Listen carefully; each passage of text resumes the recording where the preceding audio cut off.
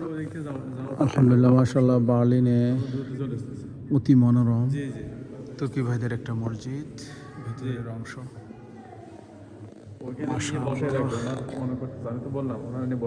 সৌন্দর্যের যেন শেষ নেই।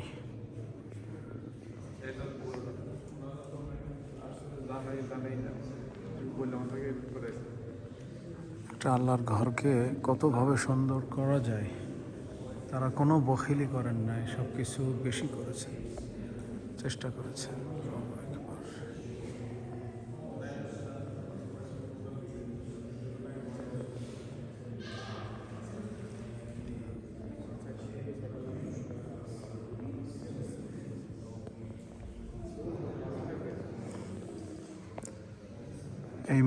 এই মসজিদের আশেপাশের এরিয়া এবং এখানে কবরস্থান আছে, পুরোটাই জার্মান গভর্নমেন্ট দ্বিতীয় বিশ্বযুদ্ধের পরে তুর্কি মুসলমানদেরকে গিফট করেছিল।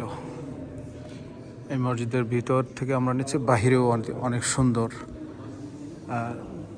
দর্শনীয় জায়গাগুলো আছে এবং এটা একটি কম্পাউন্ড, অনেকগুলো প্রজেক্ট ওনাদের আছে এখানে।